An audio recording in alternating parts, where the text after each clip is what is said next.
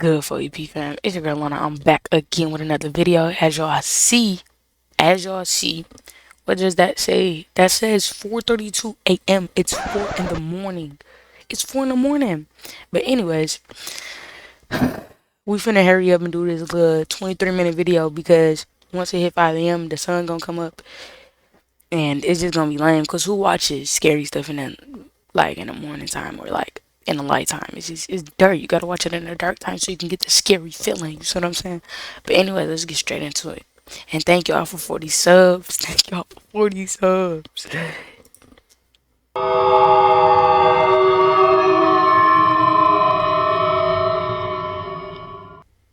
Now that I look back, it seems like the biggest mistake of my life. Living across from a Walmart.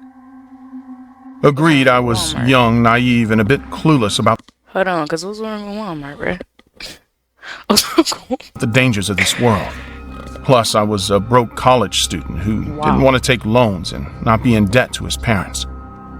So what did I do? I took up a job at Walmart and rented the cheap-looking home right across the parking lot of the Walmart I worked at. Can I just say, this is the best animation I've ever seen. Like, you got the details, you got the person actually talking and everything.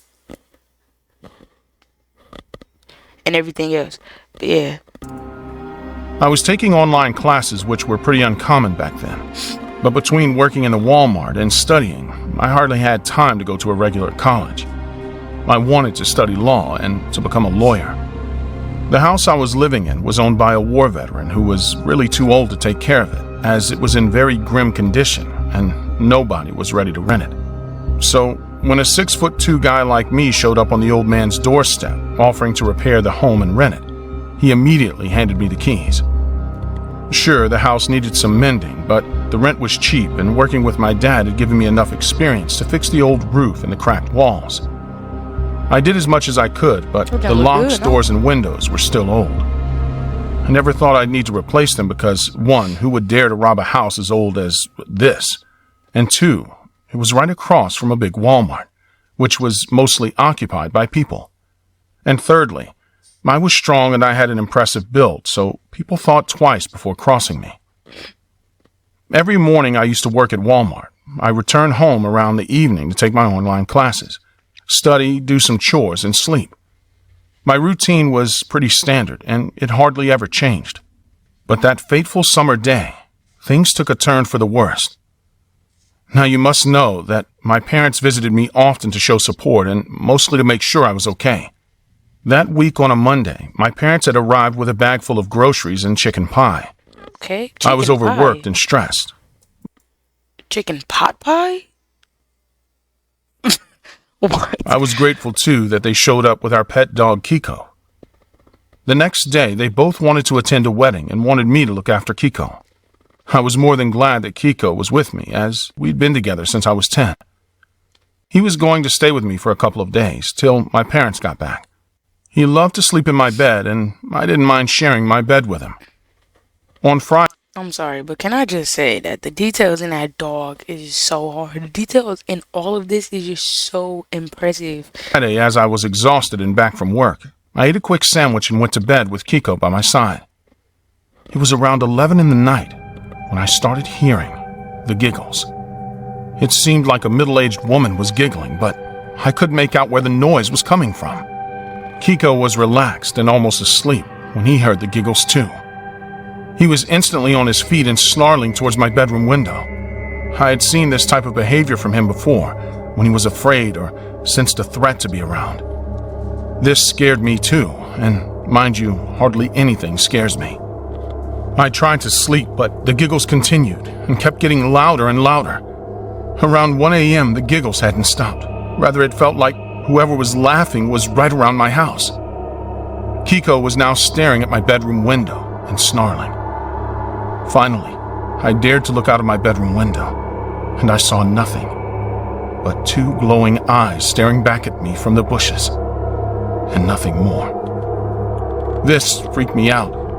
Either this was some animal or some paranormal thing. I couldn't remember if my front door was locked or not, but right then, I wasn't brave enough to go check. Instead, I locked the bedroom door, locked the window, and hid inside my blanket on the bed while Kiko still snarled at the closed window. Around 2, there were sirens all around. Cops had surrounded the area, and I was still huddled under the blanket.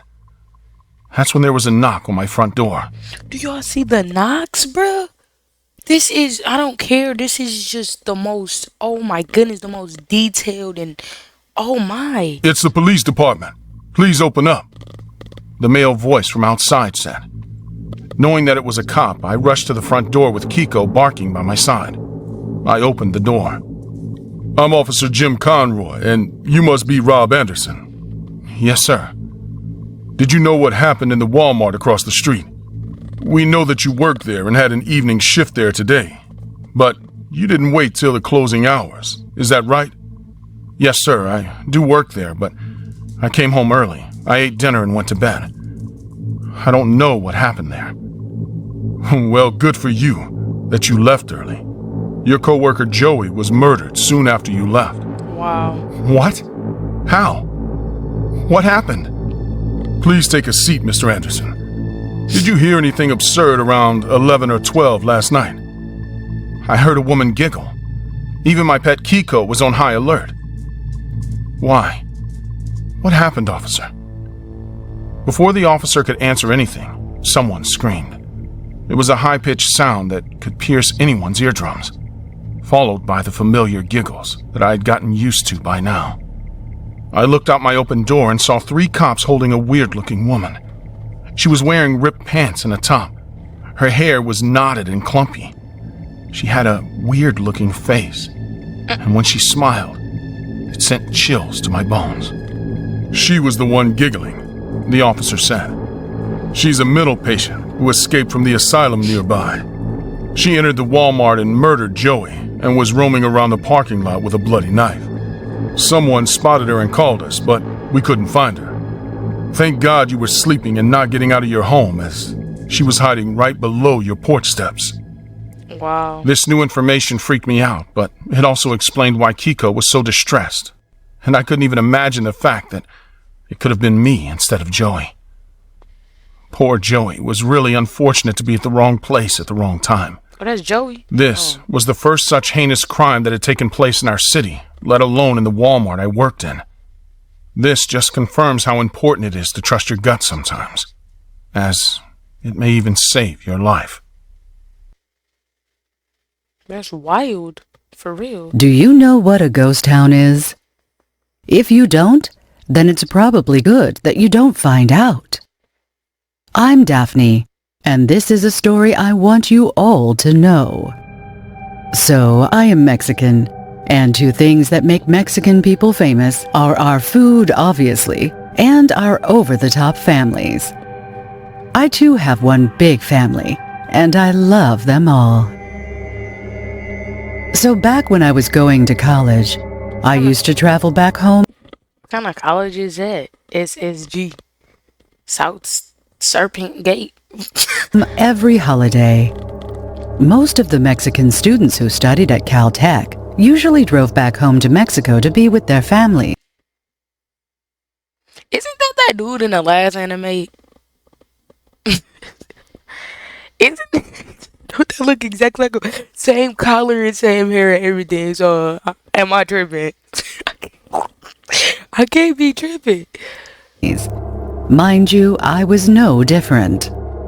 Often when I was going back home, my dad or my brother would drive all the way to my college to pick me up and bring me home. But this time, 2 of my best friends, Andrea and Maria, wanted to meet my family too. So instead of my dad or brother coming to get me, we decided that it would be safe if us girls drove to Mexico on our own. I didn't have a car, but Andrea was well off, and she had a car, and Maria drove pretty well, so we were all set to go to Mexico. Now, usually when I rode with my father or brother, I really didn't pay close attention to the road. Rather, I would sleep like a baby in the back seat because once I was home surrounded by family, sleep was hard to get. But this time I was constantly on alert, as none of my friends had ever been to Mexico before. Although Maria was closely following the GPS, I had a feeling in my stomach that we were going to get lost. Sure enough, after almost 3 hours of non-stop driving, we found ourselves on a deserted road with no people or vehicles passing us by. The GPS showed that we were on our way to Mexico, but we knew that we were lost. Andrea was whining about how we were going to run out of gas soon and how we would never make it to Mexico on time. Just then, we spotted a gas station and a Walmart around the bend. We were so delighted that we almost cried. God, I really need to use the bathroom. I've been behind the wheel for hours, Maria said. As soon as we reached the gas station, Maria jumped out of the car and ran towards the restrooms inside Walmart. Andrea filled up the gas while I strolled into Walmart to grab some drinks and food for the rest of the journey. The Walmart was stocked with all the food and drinks I wanted and needed. I also bought a pack of chocolates for us. As I went to the cashier with all the stuff I wanted to purchase, I saw a young girl around my age minding the cash counter. Hey there, would you mind checking this out for me? I asked the girl whose name tag read Tori. Sure, ma'am. She smiled and started scanning all my items. Hey, Tori, do you know the way to the National Highway? We're sorta lost, and we want to get to the highway as soon as possible. We're driving to Mexico. Oh, let me guess. Did your GPS bring you here? She asked. Well, yeah. How did you know? Sadly, all the GPS systems glitch in this area. Many drivers just drive their vehicles around and round without finding the highway. All you need to do to get out of here is follow the man in this map booklet. It will take you to the highway. She handed me the map booklet, which was near the cash register, and showed me which map I should follow. Hey, thanks for the help. Have a good day. You too, and I hope you find your destination. With that, I was out of the Walmart with a ton of snacks in hand and a map to guide us out of that hell. By the time I made it to the car, Maria and Andrea were already settled in their seats. I told the girls what we had to do. Half an hour later, we were driving fast on the highway. We'd gotten there with the help of the map, and we were on our way to Mexico, my home. We reached my home about 3 hours later than we had anticipated. But considering that we had lost our way, it was a miracle that we had made it. When we reached home, my brother, Tristan, was the first one to spot us. Hey sis, what took you and your girls so long? I've been worried about you. Well, we got lost on our way and ended up on the wrong road, but then a nice Walmart cashier helped us out. When I mentioned the Walmart, my brother's face was shocked. It was as if I told him that the world was going to end soon. Did you say Walmart? Was the cashier's name Tori by any chance? I was not at all surprised that my brother knew the girl, given the fact that he loves to flirt with all the girls. But what spooked me was his reaction. Yeah, her name was Tori. Why? What's wrong? Did she not give you her number or something? No, Daphne, this is serious. It's no joke. Did you buy anything from Walmart? Yeah, we bought a bunch of snacks, but we ate it all on the way and threw away the trash. Why do you ask? Because there is no Walmart there, and there is no cashier called Tori. What? What do you mean? You need to be more specific. Exactly. You know last summer when I was coming to get you, and I was a bit late when I got to your dorm, I told you I was late because I lost my way. Well, I ended up on the same road right in front of the Walmart as well. And I met Tori too. She helped me find my way back to the highway, just like she helped you. I wanted to know the name of the place where I got lost, so I searched it on the internet, and what I found was totally unexpected. It was a local news article about a gas station fire. the gas station had caught fire and burned the Walmart beside it. In that fire, a 22-year-old girl named Tori died along with several other people from that town. Wow. After that fire, lots of the town people started to report seeing the Walmart and the gas station as it was before the fire and Tori working in it. Suddenly, many people in the town started dying without any cause. After that, the remaining people vacated the town and never looked back. Now, it's a ghost town. This revelation shook the ground beneath my feet. Wow. I didn't know what to say. How is that possible? I mean, I saw Tori. I spoke to her. Yeah, I know it's tough. So to make sure this story was true, I drove to the ghost town, and this time I saw an abandoned town and burned Walmart there. No sign of Tori or anyone else. It's true. Wait, I have a map. A small booklet Tori made me buy to find my way out. It must be in Andrea's glove box. I fetched the map booklet and showed it to my brother. And when we took a closer look at the date, it had printed on it March 5th, 1998, the year in which the accident had happened. While all my family and my friends enjoyed themselves around me, I was scared shitless, not knowing what to make of that encounter. I don't know what the spirit of the pretty cashier wanted, but deep down, I have a feeling that the trapped spirit of Tori wanted to help me and all those other drivers who lost their way and ended up in her burned Walmart. It's That's not wild. unheard of that Walmart employees Hold on, because that's real wild. Because what? So what? I'm baffled. I can't. are underpaid and mistreated. They did a whole documentary on it a few years ago.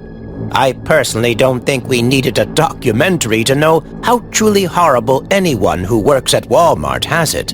Come on a Black Friday. If customers aren't abusing each other, you bet we're getting it. I'm Adam, and this was my experience working at Walmart. I was in my early 20s when my buddy Marco hooked me up with a job at Walmart. I was attending one of the top universities in the US when one day I was expelled and blacklisted from any other university. Dang. Marco actually studied at the same university and was going to quit as a protest, but I insisted he stayed. I was framed for cheating on a test, and I never knew who did such a thing to me, but alas, I was knocked on my very ass and forced to start over. I got a job in the electronic department at Walmart. I'm not sure what I was expecting, but I was hoping to put my skills to good use. Instead, I found myself doing the most mundane tasks, such as telling people the difference in gigabytes on computers, which camera brand is better, and the oh-so-thrilling task of plunging a key into the lock of a window cabinet and fetching an item for picky-ass customers. I will say my manager Jenna and co-worker Marco were pretty incredible. They're what got me through the day when we had to work together. Jenna and I were stocking shelves late one night after closing and chatting it up. So, why do you think Marco called out today? I bet anything he skipped work to go on an amusement park date with his girlfriend. Oh, he really did have a migraine. I told him to stop turning up his computer screen at night. We'll see if he comes back sunburned tomorrow. We made a bet on it, and whoever won had to buy the other a box of their favorite candy bars. The next day, Marco came in, and the dude looked like he hadn't slept in weeks. He missed one day of work. Hey man, are you okay? Marco looked up at me. The bags under his eyes looked like you could stuff every grain of rice from the rice aisle inside them. He let out a big yawn, and his breath was bad enough to offend hell itself. He then forced a grim smile at me. I'm good. Where were you yesterday? He gazed up at the ceiling as though he was looking for an answer. I took my girlfriend to the amusement park yesterday. Afterward, we had a few drinks and went to bed. What was in those drinks? I asked as I opened a cabinet to put some recovery items back in. Oh, nothing out of the ordinary. We should go for drinks after work. Sure thing. Jenna came up to me and nudged me. Looks like I win. I want some Twix candy bars. Let's go to Sam's Club and get them after work. Then Marco and I are going for drinks. You should come. I can meet you at Sam's, but I can't go out tonight. Larry's working late, so I have to pick up the kids.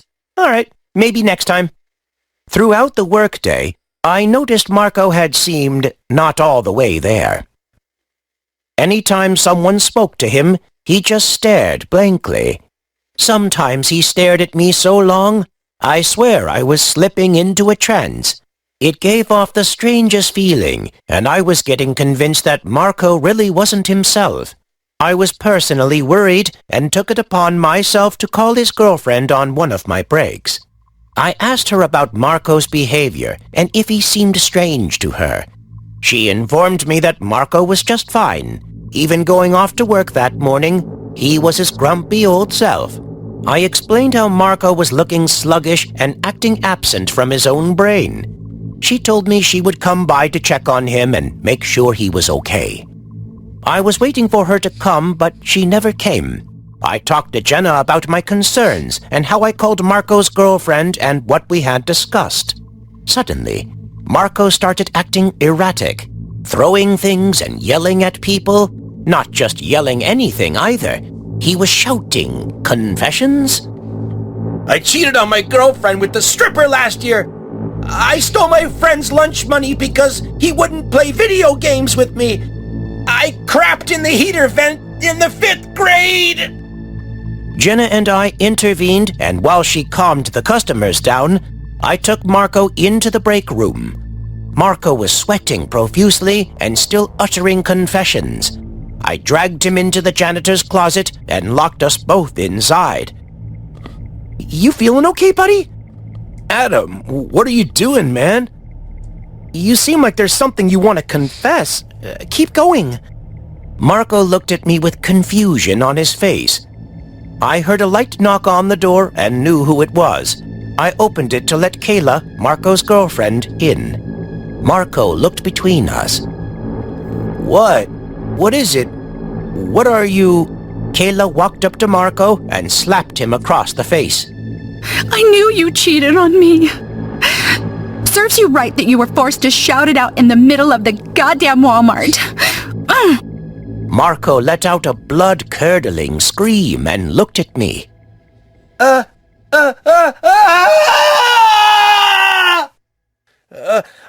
got you expelled!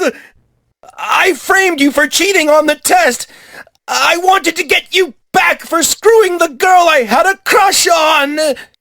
I balled a fist and decked Marco in the jaw as hard as I could. I would have did it. So you ruined my life! Marco looked at both of us and began sobbing. What did you two do to me? Kayla pulled a box labeled pentothal, a drug purchased on the black market known as a truth serum, from her purse. It's meant to do exactly as it says.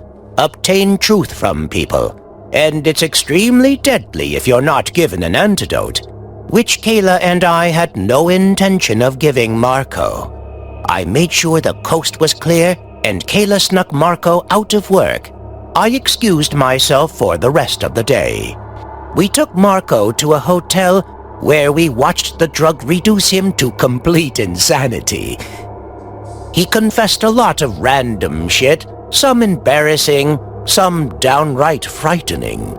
We left Marco in the hotel alone after he started blacking in and out. Kayla left the box of pentothal with him. We knew we would eventually get caught, but that's what the son of a bitch deserved for ruining my life and forcing me to work at Walmart instead of studying to be a software engineer. Exactly. He condemned me to a life of abuse and underappreciation. I had a bright future ahead of me, and then Marco had to get all sensitive about his little crush. I don't know how that was scary, but whatever. Anyways, it's been good or whatever, so I guess I'll catch y'all in the next one. Peace.